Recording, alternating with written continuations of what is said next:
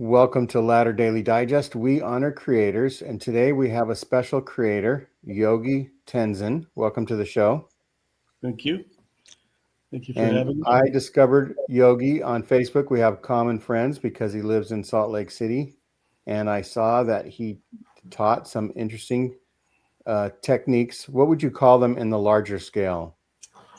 It's transformational breath work, where we take breath work and we combine it with energy medicine practices all together. And so you're literally not just working with the breath, but you're turning on your light body, stimulating meridians, getting movement going at a significantly deeper level than just breath work. I thought we'd bring Yogi Tenzin on to talk a little bit about himself and then to maybe give us some tips. And because there's things that we can do at home that are related that can be beneficial to people. And then if you want to learn more, you can contact Yogi Tenzin. He talked about light work, and I was wondering if I would have an advantage because my last name is Watts.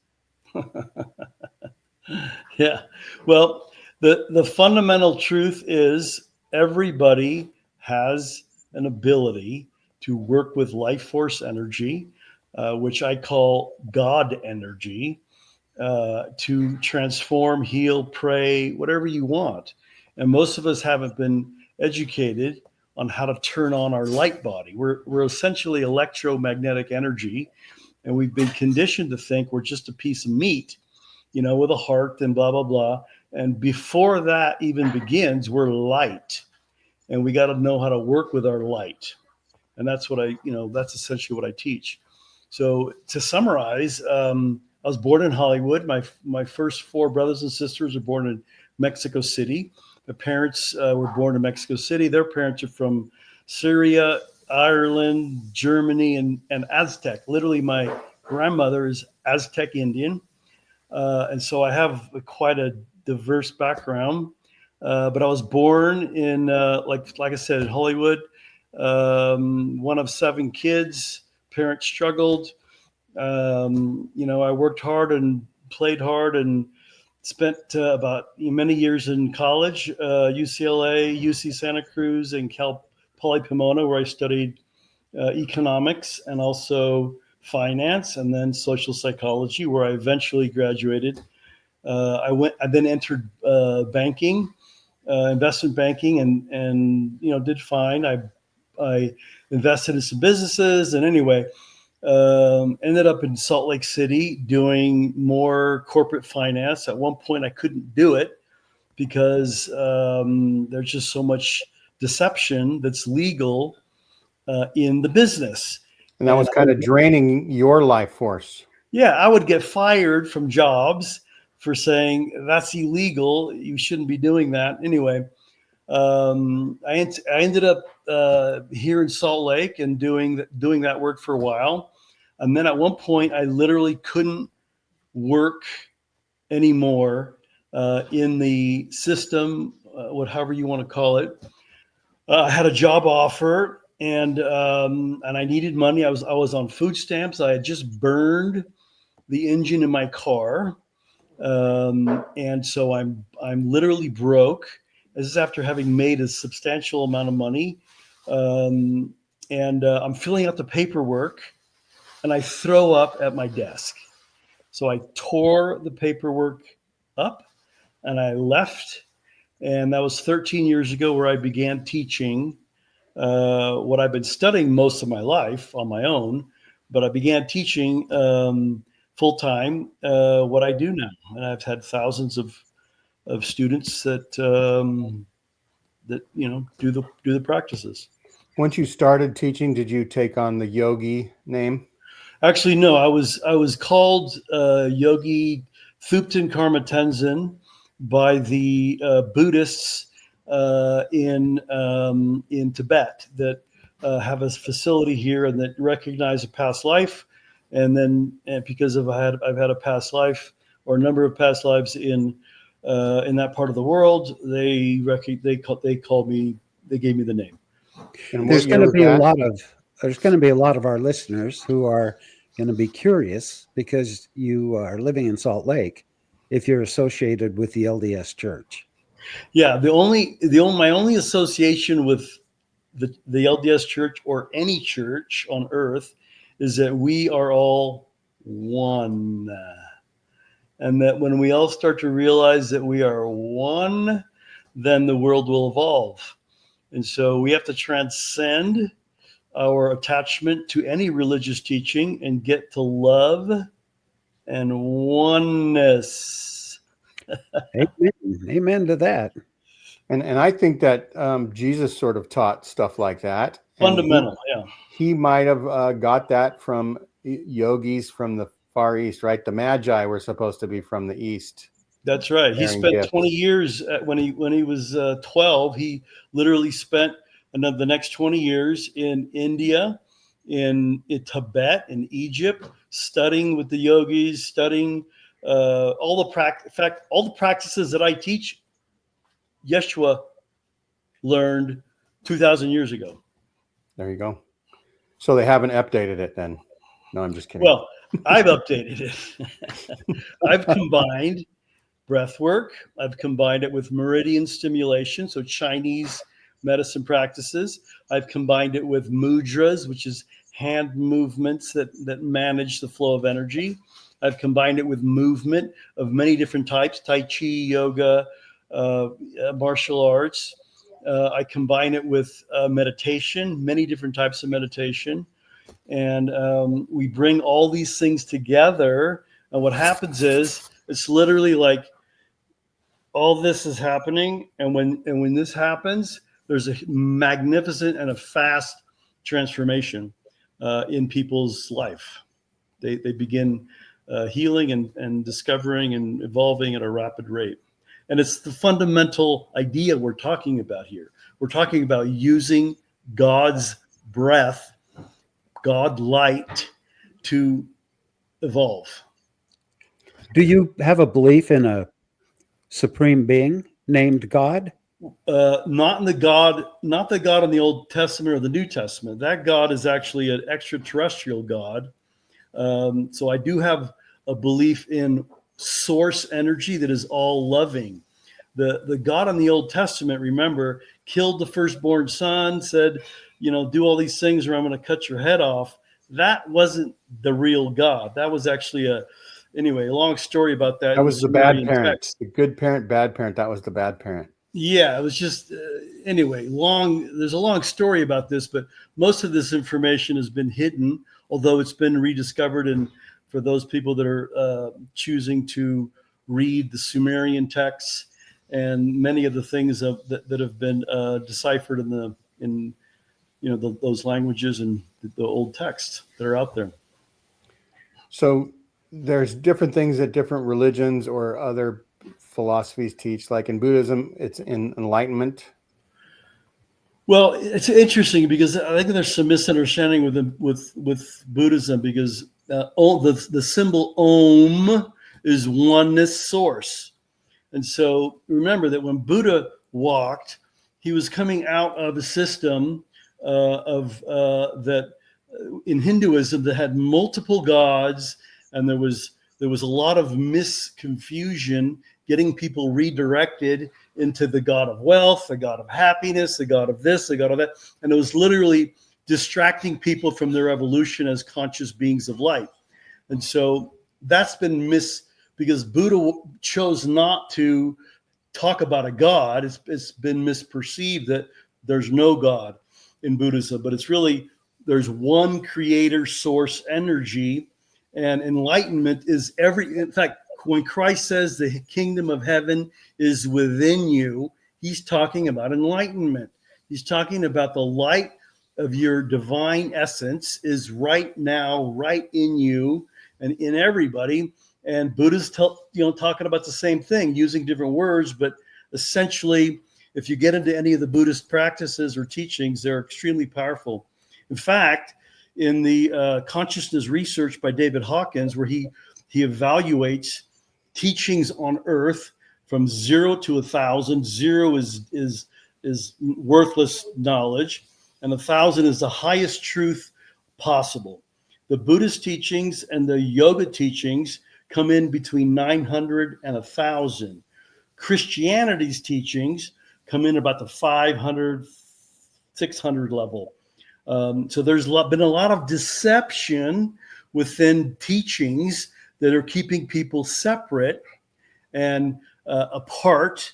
And the Buddhist teachings and the yoga teachings are all about oneness. In fact, one of the most important chants, which we do all the time, is Om Mani Padme Om. And I've chanted this millions of times. I've sat for hours and hours in Buddhist temples and chanted it.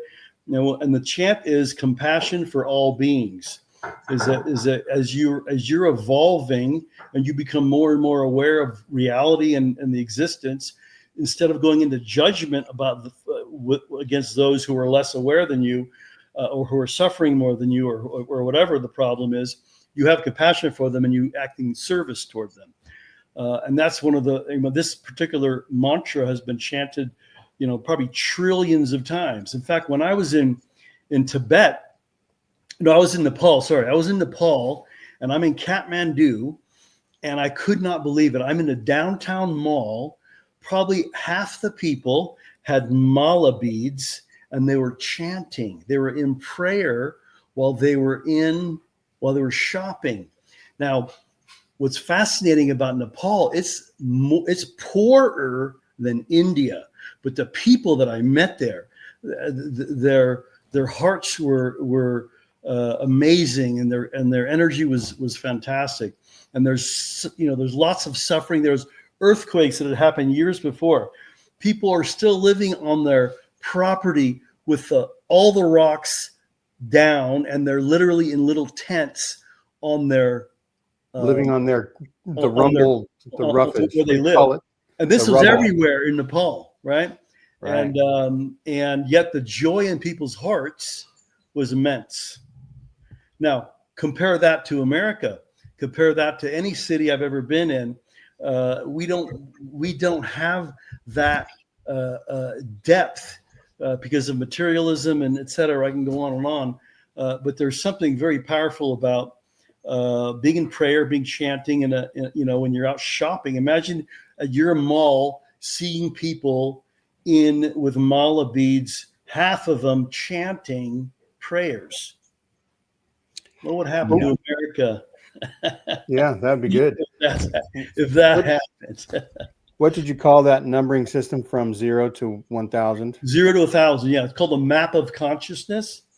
Latter Daily Digest is about 750, and so we're hoping that this show will put us like maybe 753 or something like that. Awesome. Yeah, we're close to the ultimate happiness and knowledge. So that's right. Yeah, and so just a quick aside, I was raised Catholic, hardcore Catholic. Put whatever LDS person that's the most intense. That's how I was raised. You were the Jacob Hansen of Catholicism. That's right. And so I spent a lot of time in a lot of different religious teachings, and there's an interesting thing that has happened in Buddhist practices, where you have these monks that reach enlightenment. They burn their robes. And with the burning of the robe, I'm getting chills as I say this. What the burning of the robe is the recognition that I am not a Buddhist. I am light, and you are light, and we are one. And as soon as I attach myself to a label, I'm literally creating separation from others.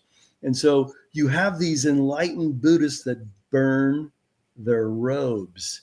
And I felt that when I was studying with them. I said, I do not want to put a label on me that then separates me from other people on earth, because it's the separation that's causing all the trouble on the planet. Randy and I know some people who might have burned their robes after coming to a new consciousness of something, we'll say. Yeah, there's a little robe burning going on. Yeah. Yeah. Anyway, I find it fascinating.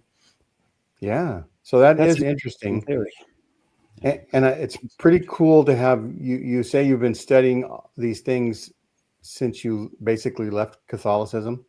I actually, yeah, I'm 61. I've been studying. I picked up my first book at 19, I think, a Buddhist book and yoga book and, consciousness books, but you name it. I began studying it and never stopped.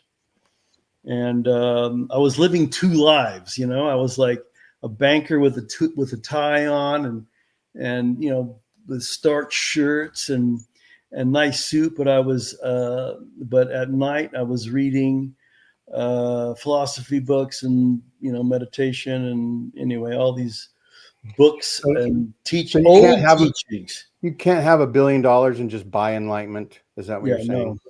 Yeah, there's no there's no price tag on it. That's right. It's your own personal work. Yeah. And so breath work, if I could jump into breath work, I began studying the breath work probably about 20 years ago. In some of the old Buddhist texts, they literally give instructions not to do certain things with other things. One of the things they gave was do not mix breath work with movement or poses. Now, I began doing that before I ever even read that. Now, and I began thinking, why would they have said that? And the answer was that back, say, 5,000 years ago, the average level of consciousness, according to the consciousness research, was about 70. Okay, on a scale of 0 to 1,000. Now, 200 is truth. Okay, so between 0 and 200, you're in a very diluted, unaware state. And so in that, and again, when Christ walks, the average level was like 90 to 100. Today, the average level of consciousness is like 170 or something. In America, it's a little higher, but you got to cross that 200 point to even be ready for certain teachings. Now, if you're at 70 and you start doing breath work with movement, you're going to like throw the body into a significant medicine that it can't handle. Today, that's not true. Today, people are at a higher level of consciousness. And so when I'm combining all these things together, it's literally a cocktail that opens you up, is what it is. It's literally the life force energy is evolutionary medicine. And many of my students have compared my sessions, my classes and private sessions to going on plant medicine journeys. And we're not using plant. All we're using is breath. All we're using is God life force energy in volume, opening up the light body, turning on meridians, right? Getting movement going, etc. And magic happens. Does the philosophy entail the literal intake of food and what your diet looks like, or does that have nothing to do? It doesn't matter. I mean, it's better to be eating healthy fruits and vegetables and water and avoiding poisons, right? But it still works. And like anything else, the higher in vibration you're holding, the more you're gonna be able to experience it. But again, it really doesn't matter. It's like, I want you to think of your breath as a cup that you're taking every day. You drink 16 ounces of oxygen, okay? And an athlete is going to drink, say 48 ounces in an hour during that time that they're playing sports. Well, we know they're taking a lot of oxygen in because they're playing sports. Now, what if we don't play sports? What if we take all that oxygen in? What if I double or triple the amount of volume you take in? I turn on your meridians. I open up your light body. I get movement going. We invite spirit to help us. We bring God into the picture. We bring love into the picture. We bring light into the picture. I have bowls that I use that I'll also, actually, I'll hit a few bowls here, but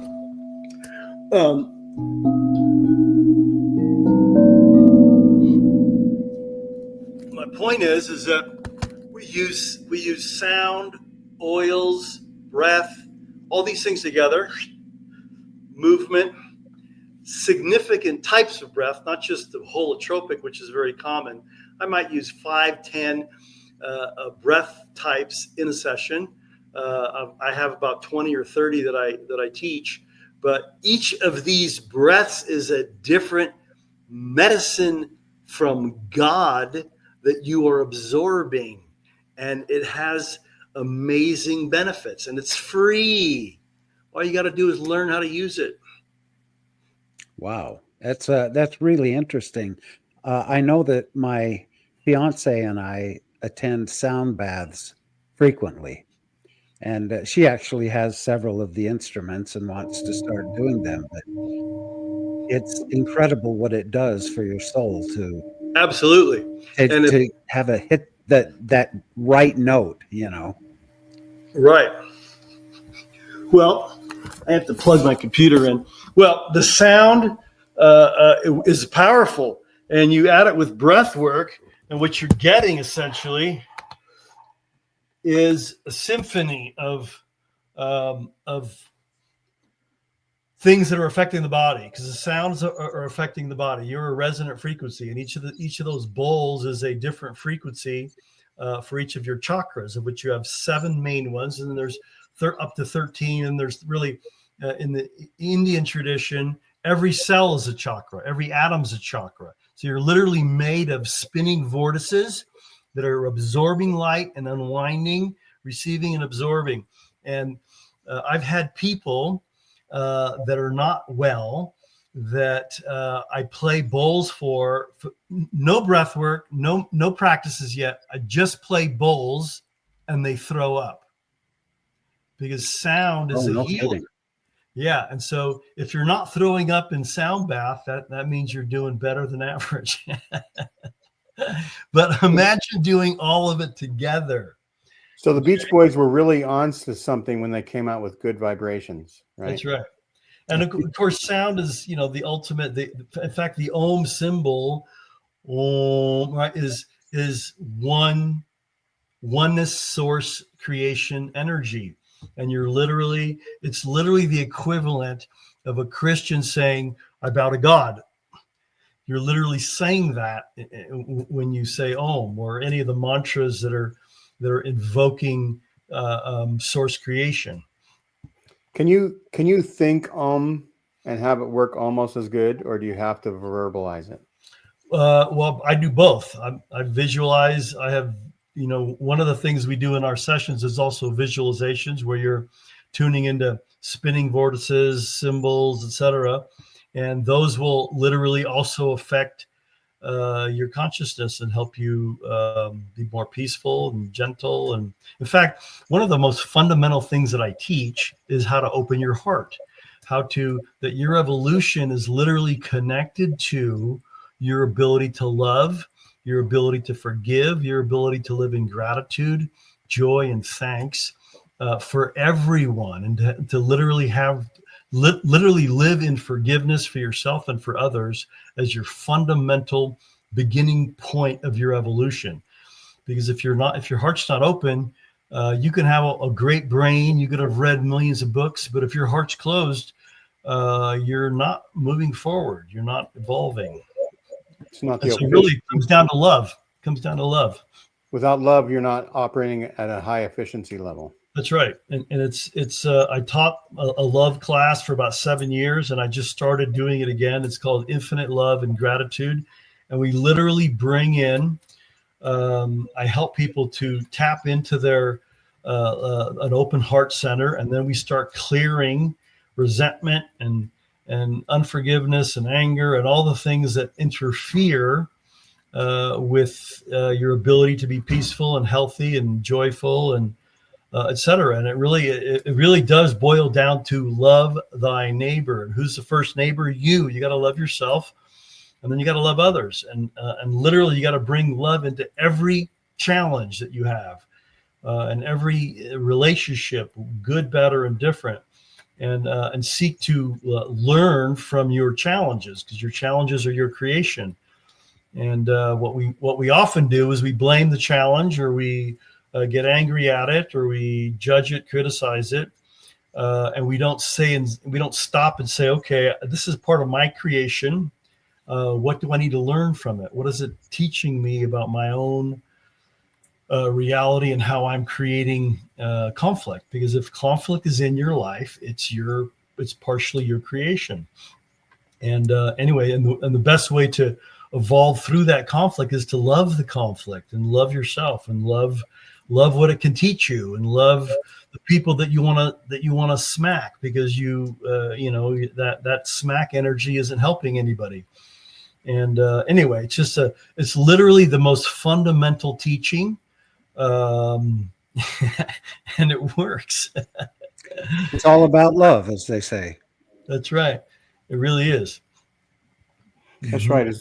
So we were thinking that you could maybe provide us with some breathing, what do you call them, exercises, or absolutely that. Well, one of the first things we start with is we start with a breath of fire, which is a very volumetric breath. We also do a 3 count, so it's a 3 seconds in, 3 seconds out. And while you're doing it, you start tapping the top of your head. You're turning on all the meridians in the crown of the head. You're turning on about 100 plus meridians, which are all on the side. But you increase the breath flow.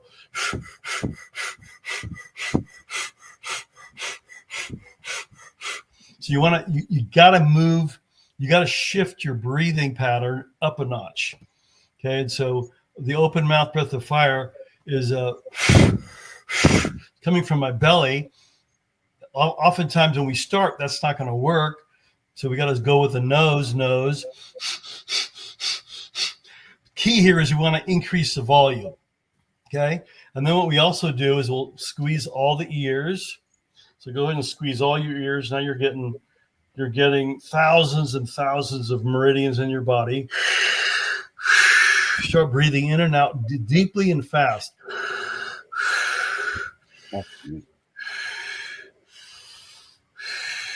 In through the nose, out through the mouth, in through the nose and mouth, out through the nose and mouth.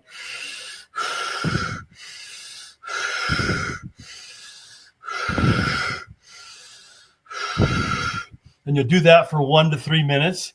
And what you're doing in the initial stages is you're imprinting more light into your body. Okay. So all we're doing is we're stimulating meridians, increasing the flow of oxygen. So that's more light in. And then on the exhalation, or on another cleansing piece, I should say, you rub, you karate chop the hands. So the thumbs are pointing away. And this is a really important point for release work. Okay. And so you start chopping there and you rub it till you start feeling heat. Start to feel heat in between the hands. And then you're going to make a smoke breath. So make a strong sounding breath. And what you're doing here is you're releasing shadow. You're literally releasing shadow. What is shadow? Anger, sadness, resentment, whatever, guilt, shame, whatever your stuff is, greed. Is that the same shadow that when I hear people doing shadow work, or is it right. a little bit different? Okay. No, same idea. Just that what we're doing is we're working with it energetically. Now, if let's say in my classes or in my private sessions, if I know somebody, if we're talking about anger or unforgiveness or resentment, I'll have them tune into that energy and then blow that energy out. So you can direct it for more specific healing, or you can do it generically. In a class setting when I've got 100 or 50 or 20 people, I'll do it more generically and fundamentally, because let's face it, the 7 deadly sins are out there, right? Envy, greed, gluttony, lust, anger, pride, sloth, right? Variations of the 7 deadly sins are everywhere. And so that is the shadow. And essentially the shadow, the fundamental starting point for the shadow is attachment to your ego. So ego clinging. And so we'll clean ego clinging, right? So it's when I'm attached to Yogi Tenzin, I'm an ego clinging. When I'm attached to Philip, my name at birth, I'm attached. And we're all doing that attachment. And it's that attachment to the ego that then the ego then attaches to anger, or the ego attaches to greed, etc. And so there's levels of a shadow clinging that we do in these practices. And literally people come into class, a one person, and they leave 2 hours later a different person, because we're literally rewiring consciousness, and we're tuning into the heart and to the emotional center.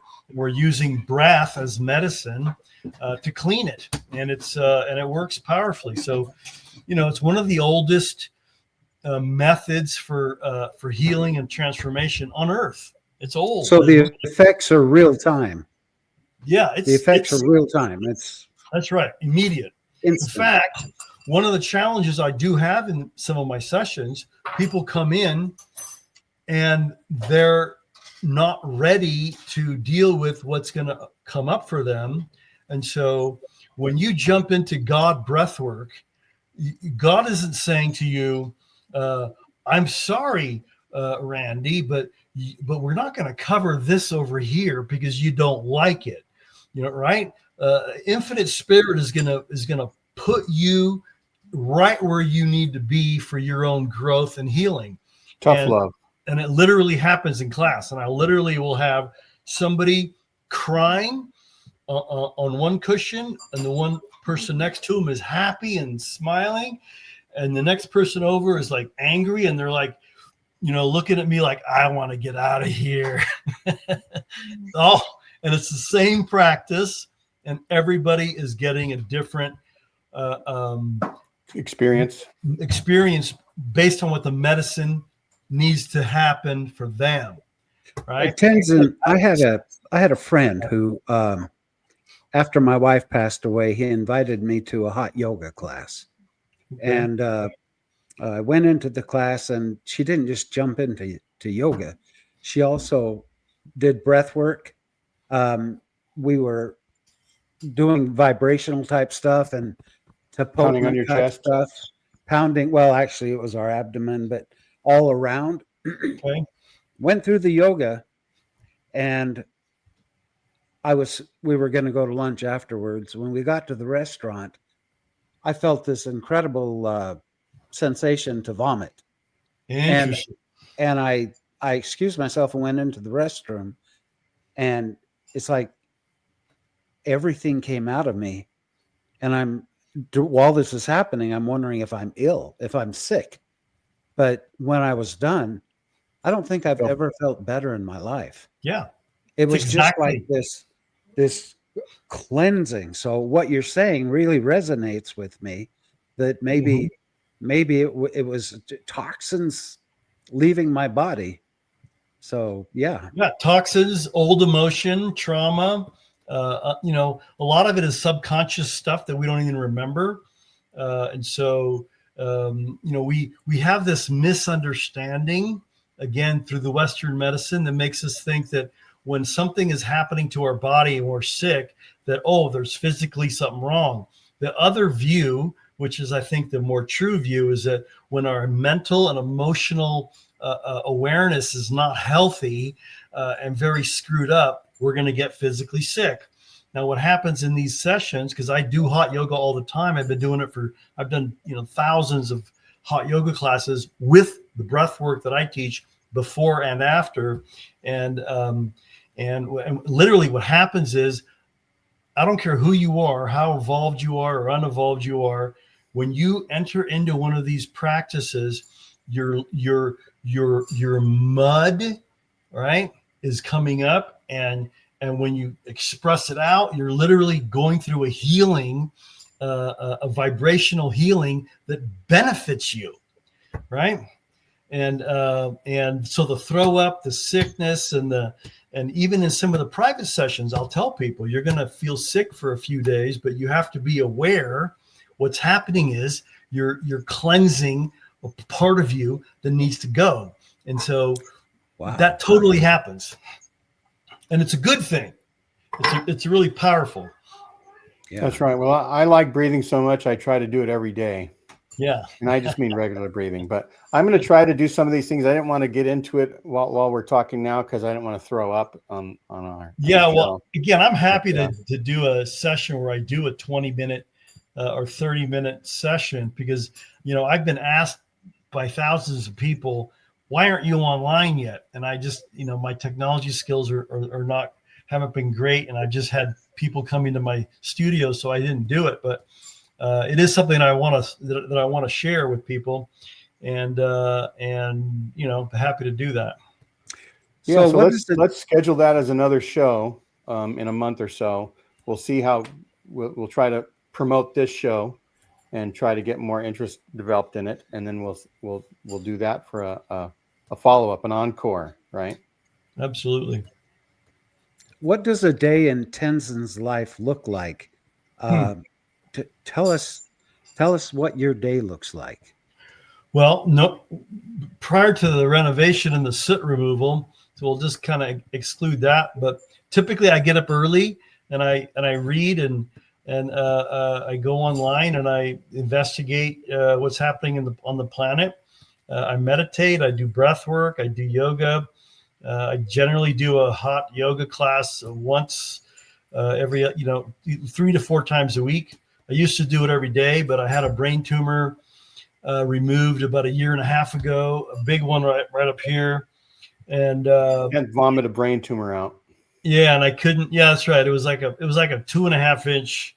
Been there a long time. I had been in a bike accident, many years ago, but Wow. I think that's what started it. But in any case, since my brain tumor recovery, my ability to do hot yoga every day is not in the works. I used to do it every day. And now I just do some yoga every day and breath work, and I read and I plant. I love plants, and I hang out with my wife and we plant, beautiful flowers and and shrubs and and that's pretty. We go to the park and sit in the grass and teach a class and come back to the park and back to meditation and back to a very simple life, but it's a beautiful life. But it's a daily routine for you to do all this. Daily routine, yeah. And does your wife ascribe to this? She does, yeah. She's had some health challenges.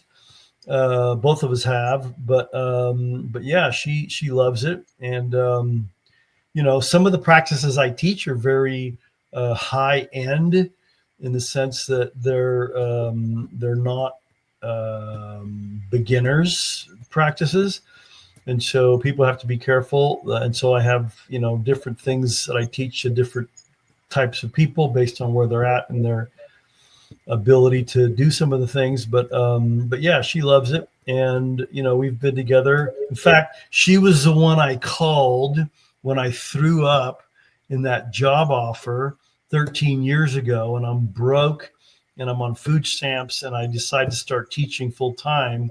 She's the one who came and picked me up from the office building that I had just quit after being offered the job. Wow. Yeah. I've had friends and myself sometimes be in at certain times of our lives. It's kind of hard to get to sleep, to try to get rid of all the worries of the day or whatever. Is there a breathing exercise people can do to help their sleep? There is a breathing exercise, and so the breath is called. Oh, there's two. I'll answer it 2 ways. The first thing is slow down. A deeper inhalation through the nose, deeper exhalation through the nose. If you normally breathe on 3 or 4 counts, breathe on 6, and then. So just going slow will slow you down. Now, there's some other variations of that. One is a 1-2 count. So you would take, let's say you go 6 breaths in,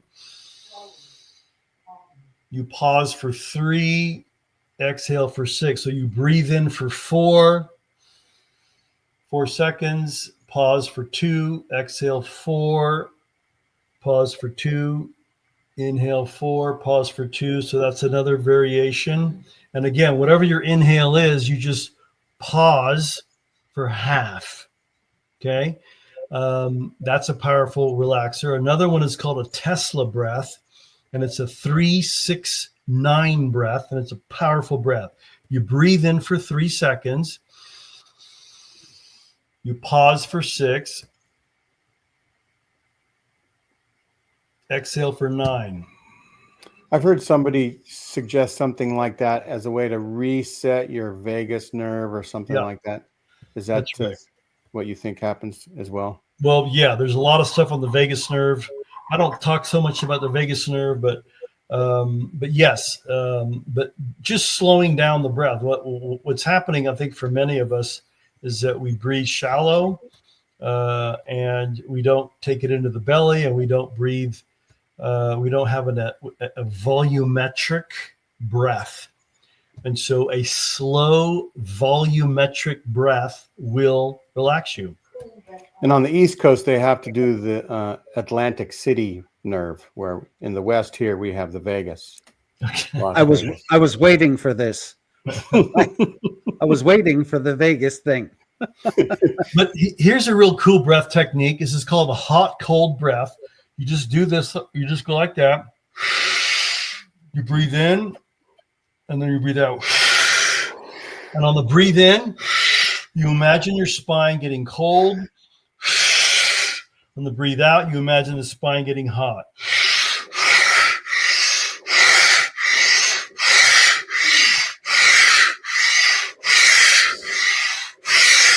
Do like 7, and you'll feel a sensation in the body right away. Is that something you want to do to energize yourself or to calm down? Quick energy, yeah, or quick. And again, that's very fundamental, but it's simple. You know, we're going through all the main meridians.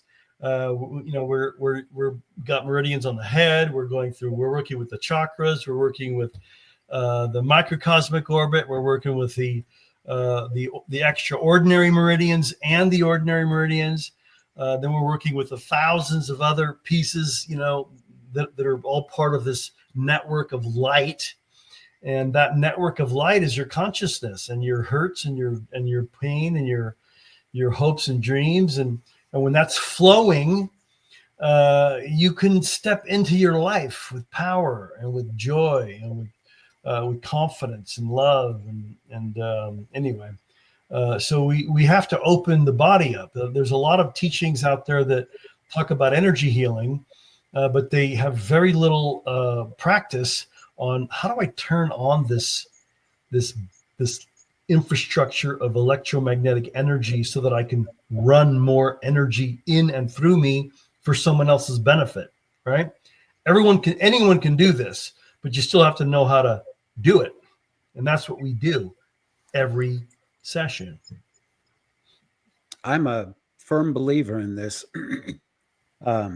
You know, and it's funny, I know that both Jean and I, as you were explaining the different breaths, and I can tell just from that short, tiny little glimpse of it that it's invigorating, that it's stimulating and clears your mind. Yeah. So it would be probably healthy for anyone listening to this to give it a shot. There's so many people that are closed-minded about things, especially when it deals with this type of medicine. But, you know, once your mind is open and once you just give it a try, it's amazing what can happen. Mm-hmm. Well, to add to that, I've had several of my clients and students that I do private sessions on where we do combination of breath work and then energy healing work and then reset work that literally were in talk therapy for anywhere for 6 months to 5 years. Every single one of them told me that they received more benefit from one session and then from the 3 sessions that we had that they'd ever gotten therapy, and they all quit talk therapy. Now, I'm not saying all talk therapy is bad. It depends on the therapist and what's happening, but these practices are fast. You don't hide behind nonsense and ego delusions.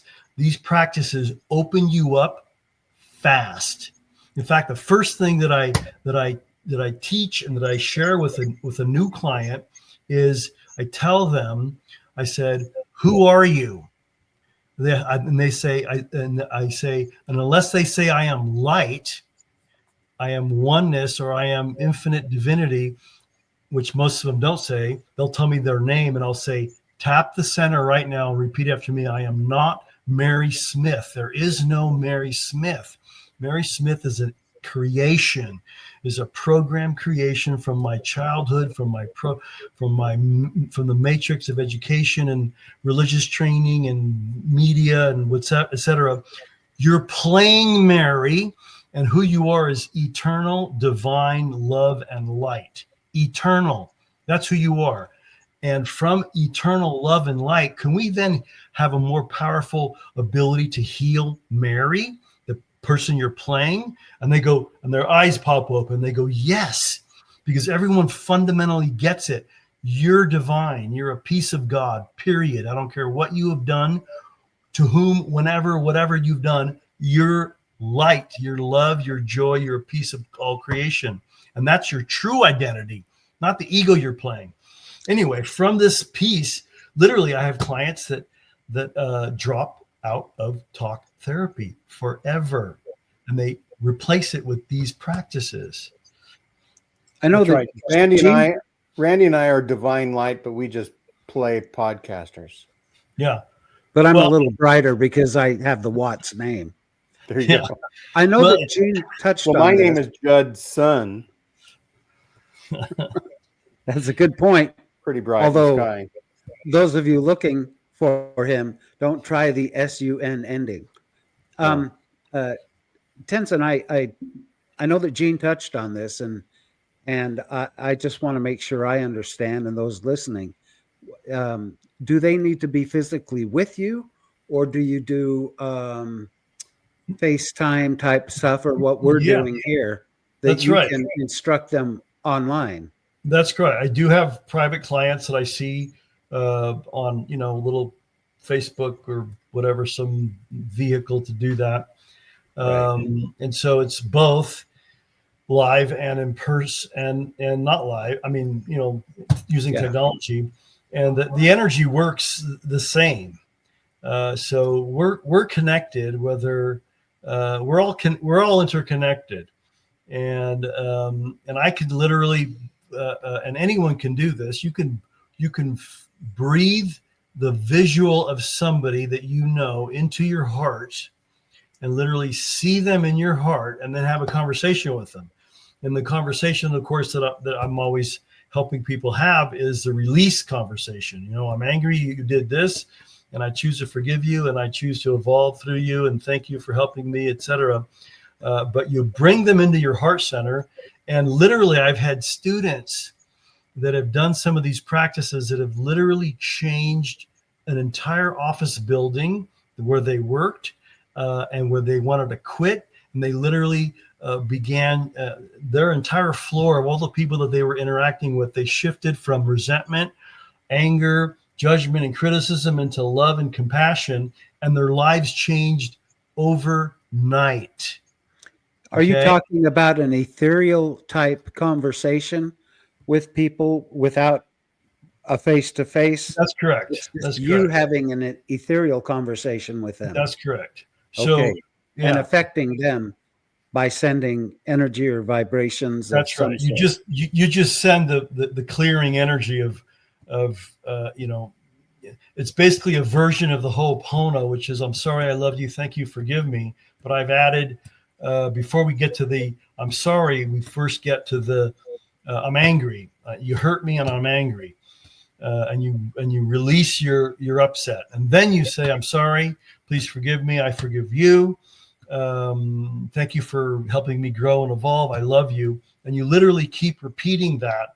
And the more that the duration of your frequency that you're resonating is literally medicine. So I could spend 5 minutes on somebody. I could spend 10 minutes. I could spend an hour. And what generally, and it literally happens, everyone who's done this in my training, because I have a very long life mastery training, as well as my classes and sessions. But the people that do this work shift overnight, and then the people that they were, especially family members that they were not speaking to because of their upsets, they will receive phone calls from these family members where the family members are seeking reconciliation. And it all happens through this heart meditation. That's all it is a heart meditation where you release and you accept that whatever challenge has occurred in both your lives, it was part of the journey of the evolution of consciousness. And you release it, right? And literally, within days, people will shift, and you'll get a response. It's crazy. So I've said I'm sending thoughts and prayers to you, but then I just don't do anything. But I should say I'm sending thoughts and prayers, and then do what you just said, right?